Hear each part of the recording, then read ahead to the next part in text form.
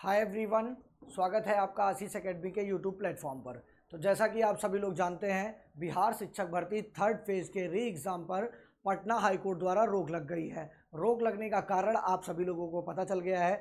कल मैं देख रहा था कि बहुत सारे चैनल्स पर रोक लगने का कारण कुछ और बताया जा रहा था, या गेस्ट टीचर सभी में होंगे, या मतलब जितनी जिसको जानकारी थी वो अपने हिसाब से आपको उपलब्ध करा रहा था। मैं भी उसी प्रोस्पेक्टस में आपको एक दूसरा वीडियो जो बनाया था मैंने शॉर्ट में, उसमें एकदम क्लियरली सारी चीज़ें आपको 4-5 मिनट के अंदर आपको सारी चीज़ें मैंने बता दिया था। वो आपने वीडियो देखा भी और आपने उसको बहुत पसंद भी किया। तो आप सभी लोग को बहुत बहुत शुक्रिया सबसे पहले कि आप सभी लोगों ने उसको इतना पसंद किया और प्यार दिया। जैसा कि मैं आपको बता देना चाहता हूँ, ये जो बिहार शिक्षक भर्ती थर्ड फेज़ का कोर्ट का मामला आया है, इसको बहुत सारे लोग समझने का प्रयास कर रहे हैं। तो आज इस वीडियो में इस मामले को समझेंगे। इसके साथ हम समझेंगे TRE 3 के कुछ क्लासेस का OMR का रीचेकिंग होनी है, उसके लिए भी कोर्ट का आदेश आया हुआ है, वो भी देखेंगे। इसी के साथ साथ हमारा जो सबसे बड़ा मुद्दा है कि एग्ज़ाम कब तक होगा, आखिर ये डेट कब तक आएगी, क्या हाईकोर्ट के डेडलाइन को 1 महीने के अंदर बिहार राज्य सरकार मान पाएगा और बिहार लोक सेवा आयोग इसके लिए कोई नोटिफिकेशन जारी कर पाएगा और शिक्षा विभाग के साथ सहमति बना पाएगा या नहीं, और इसके साथ हमें जो आगे क्या करना है इसकी पूरी प्लानिंग हम यहाँ पर आज करने वाले हैं। तो अभी तक आपने मेरे चैनल को सब्सक्राइब नहीं किया तो कर लीजिएगा, वीडियो को लाइक कर लीजिएगा, शेयर कर लीजिएगा। देखिए, कल हमारे सामने एक कोर्ट आदेश आता है कि गेस्ट टीचर जो भी हैं उनको हमें क्या करना है, 5 नंबर ग्रेस मार्क्स देना है। ये मामला शुरू कहाँ से होता है, आप सभी लोग को मैं बता देना चाहता हूँ कि 2020 बिहार राज्य सरकार नियमावली जो आई थी उसमें कहा गया था कि 5 अंक का वेटेज दिया जाएगा, ऐसा कहकर गेस्ट टीचर्स को रखा गया था। फिर 2023 की नई नियमावली आती है और उसमें इस बात का किसी भी प्रकार से जिक्र नहीं होता है।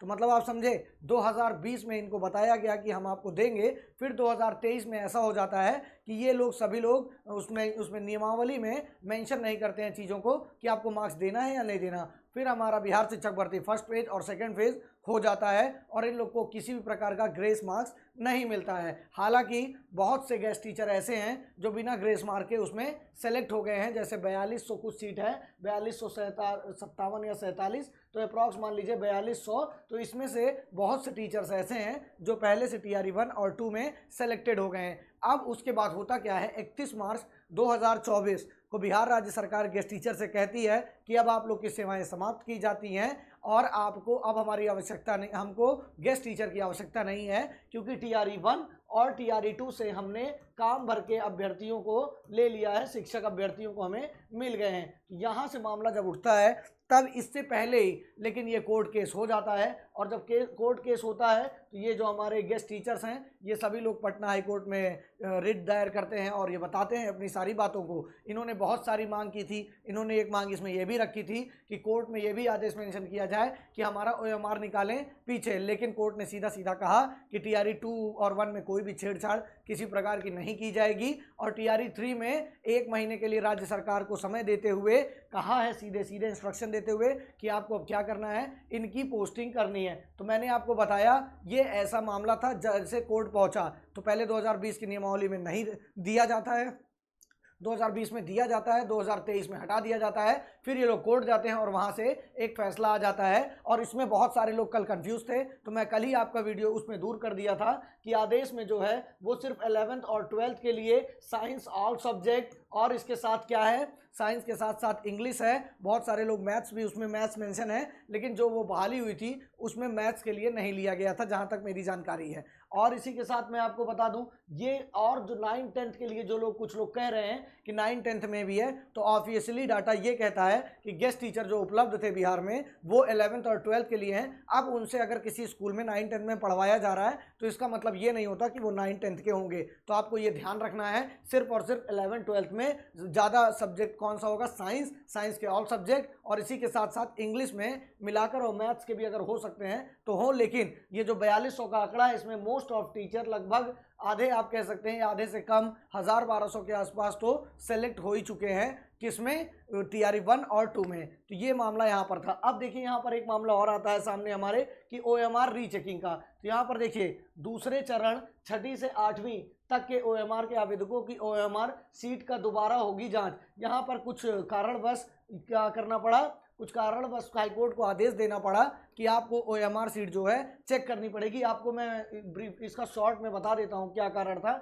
देखिए वकील जो है शशि भूषण सिंह, इनका कहना था कि बीपीएससी द्वारा अंतिम समय में ओएमआर सीट के उत्तर पुस्तिका का क्रम बदल दिया गया, जिसके कारण अभ्यर्थियों द्वारा राजनीतिक विज्ञान, भूगोल और अर्थशास्त्र विषय में दिए गए उत्तर को इतिहास का उत्तर मानकर मूल्यांकन किया गया।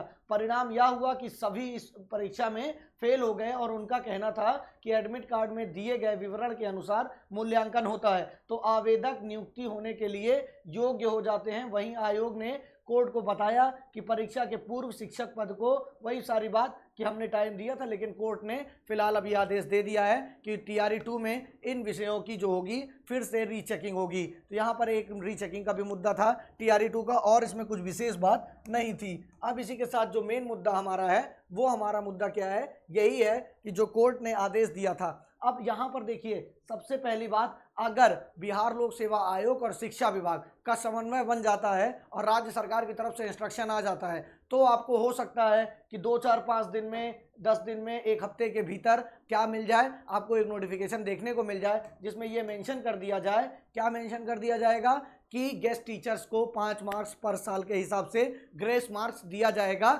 और टीआरई 3 की जो री एग्ज़ाम है इसको कंटिन्यू किया जाए। लेकिन अगर यहाँ पर स्थिति ये हो जाती है कि असमंजस हो जाता है किसी चीज़ का या सामंजस्य नहीं बैठ पाता है, तब यहाँ पर विलंब होने की पूरी संभावना है। देखिए, जहाँ तक मुझे उम्मीद है कि ये लास्ट जून तक एग्ज़ाम कराने का पूरा प्रयास करेंगे, क्योंकि विधानसभा चुनाव जो है वो आपकी नियुक्ति और हर चीज़ से हमारे नेताओं के लिए बड़ा होता है, आप जान रहे हैं, उनका महापर्व है। तो उससे पहले ये सारी चीज़ों को क्लियर करते हुए चलेंगे। तो ये मान के चलिए, हो सकता है कि जो 20 तारीख थी वो लास्ट तक चली जाए, लेकिन जहाँ तक मेरा मानना है कि आपको लास्ट तक देखने को मिलेगा। फिलहाल एक बात और इसमें आ सकती है कि अगर किसी भी प्रकार से राज्य सरकार ने कुछ और हस्तक्षेप कर दिया, तब वहाँ पर या मतलब उसमें शामिल हो गए कि नहीं, इसको ऐसे नहीं करते हैं, एक बार कुछ और देख लेते हैं, या कोर्ट में फिर से अर्जी लगा लेते हैं, सुप्रीम कोर्ट चले जाते हैं, या किसी भी प्रकार का अगर कोई भी अड़चन डालेगा तो इसमें सिर्फ राज्य सरकार डालेगा। और नुकसान इसमें सबसे ज़्यादा किसका होगा?